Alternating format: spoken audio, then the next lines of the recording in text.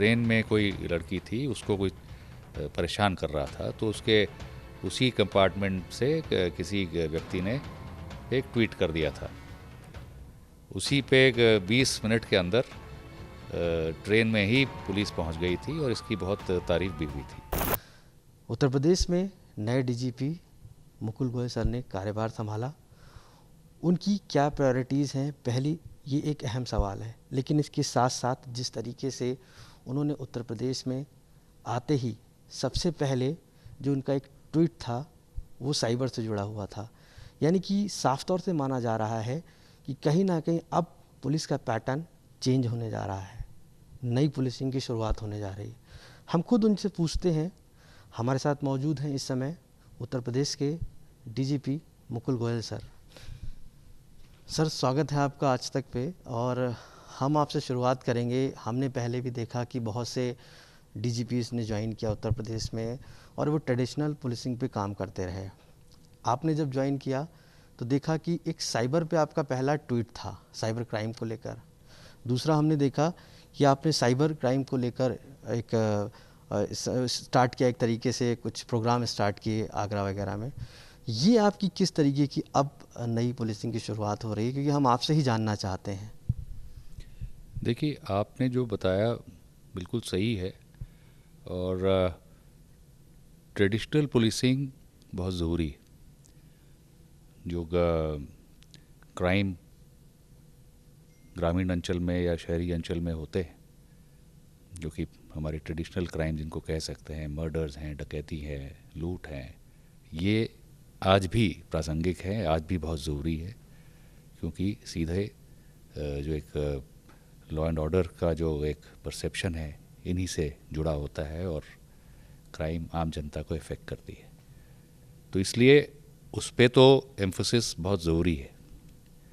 लेकिन साथ ही साथ पिछले कुछ वर्षों से और आज की तारीख में जो क्राइम सबसे तेज़ी से उभर रहा है वो है साइबर क्राइम। साइबर क्राइम एक ऐसा क्राइम है जिसमें कोई निश्चित कोई घटनास्थल नहीं होता।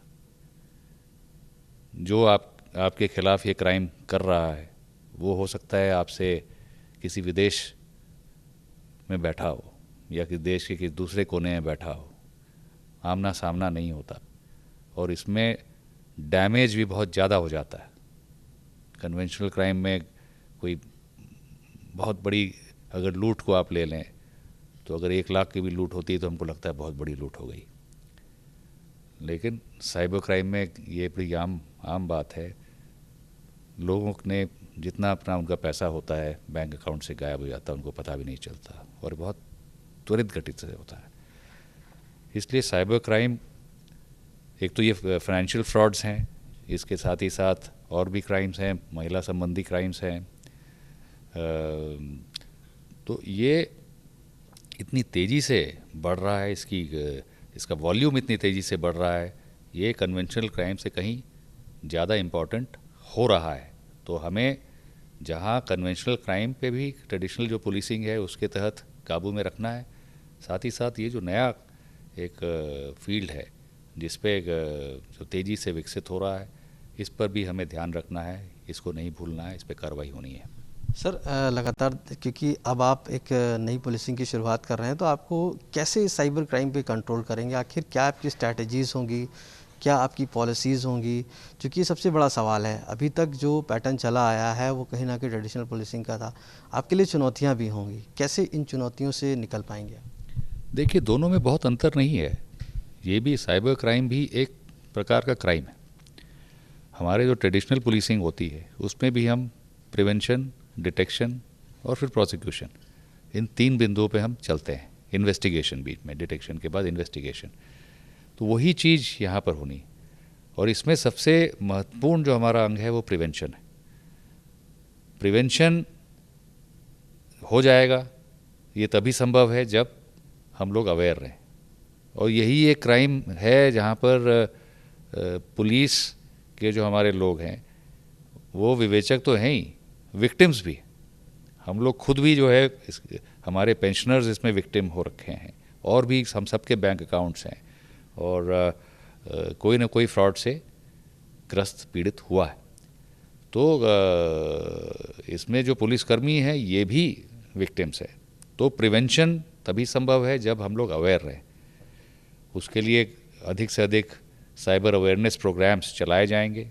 ऐसा ही प्रोग्राम आगरा जोन में इनिशिएट किया गया है जो कि करीब 62 दिन तक चलेगा। उसमें 28 सेशंस होंगे जिसमें फाइनेंशियल फ्रॉड, फिर आपका जो महिला रिलेटेड अपराध है, स्टॉकिंग हो गया या फिर कोई ब्लैकमेलिंग करते हैं जिससे तमाम चीज़ें हैं, तो उसके अलग अलग उसमें सेशंस होंगे। उसमें उस आगरा वाले जो हमारे एडीजी आगरा के नेतृत्व में वो कार्यक्रम हो रहा है, उसमें जो आईटी सेक्टर से जुड़े हुए विशेषज्ञों को उसमें रोपिन किया गया है। वो अपने एक्सपीरियंस और किस किस तरीके से ये साइबर क्राइम और साइबर फ्रॉड्स किए जाते हैं उसके बारे में जानकारी पब्लिक को दे रहे हैं। सर सबसे बड़ी अब इस समय इंस्टाग्राम है, फेसबुक है, ट्विटर है, हमारे घरों में भी महिलाएं काफ़ी यूज़ करती हैं सारी चीज़ें। कभी कभी उनको उनसे प्रॉब्लम होती है लेकिन वो अपनी बात शेयर नहीं कर पाती हैं पुलिस थाने पर, क्योंकि पुलिस थाने का जो ट्रेडिशन है वो थोड़ा सा दूसरे तरीके का है। उन फ्रॉड से या उन चीज़ों से बचने के लिए यूपी पुलिस किस तरीके की तैयारी कर रही है, क्योंकि इस समय प्रेस्टीज की भी बात रहती है और एक महिला के सम्मान की भी बात होती है। देखिए, यूपी पुलिस का जो महिला अपराध के खिलाफ जो अभियान है और उसमें एक बहुत ही इम्पॉर्टेंट कड़ी हमारी हेल्पलाइन है 1090। इसकी शुरुआत होने के बाद से आज की तारीख में इसमें प्रतिदिन लाखों की संख्या में कंप्लेंट्स आती हैं। तो मैं सभी महिलाओं को, सभी बहनों को ये कहना चाहूँगा कि और इसको हम लोगों ने 112 से भी लिंक कर दिया है 1090 को। और हाल में आपको एक घटना पता चली होगी जब ये एक ट्रेन में कोई लड़की थी, उसको कोई परेशान कर रहा था, तो उसके उसी कंपार्टमेंट से किसी व्यक्ति ने एक ट्वीट कर दिया था। उसी पे 20 मिनट के अंदर ट्रेन में ही पुलिस पहुंच गई थी और इसकी बहुत तारीफ भी हुई थी। तो हमारी जो बहनें हैं वो सबके पास मोबाइल फ़ोन्स होते हैं, सब लोग इंस्टाग्राम को यूज़ कर रही हैं, फेसबुक को यूज़ कर रही हैं। वो किसी माध्यम से भी अपने साथ अगर कोई प्रॉब्लम हो रही है तो उसमें बता सकती हैं। उनकी जो पहचान है वो बिल्कुल गोपनीय रखी जाती है उसमें, और उनकी समस्या का तुरंत समाधान इस माध्यम से होता है। सर एक चीज़ और देखने को मिली है, क्योंकि अब छोटे जो बच्चे हैं वो भी मोबाइल में यूज़ कर रहे हैं, गेम्स खेलते हैं, सारी चीज़ें देखा गया है। स्पेशली उनके गेम्स में भी किसी तरीके का फ्रॉड होने लगा है। उनसे पैसों की किसी पॉइंट्स की जगह बात की जाती है, कुछ लोग कनेक्ट कर लेते हैं, कुछ लोग सुसाइड अटैम्प्ट तक कर लेते हैं बच्चे। कुछ गेम्स ऐसे आए थे, तो उनसे भी अब काफ़ी अभिभावक चिंता में हैं और पेरेंट्स उनके चाहते हैं कि इससे भी किसी तरीके से हेल्प मिले, क्योंकि जब प्रॉब्लम होती है तो पुलिस के पास ही आते हैं। उन चीज़ों से आपके पास कैसे निपटने के लिए? देखिए, ये एक सोशल फिनोमेनन है और इसमें तो सबसे अधिक सतर्क पेरेंट्स को ही रहना होगा। जो अभिभावक हैं उनको ध्यान रखना पड़ेगा कि उनके बच्चे खाली टाइम पे और सोशल मीडिया पे कहाँ जा रहे हैं, कौन सी साइट्स देख रहे हैं। इसके लिए अब जो पेरेंट्स हैं उनको ख़ास तौर पे ध्यान रखना होगा। जो उनके टीचर्स हैं स्कूल के टाइम में, उनको भी इसमें ध्यान रखना पड़ेगा।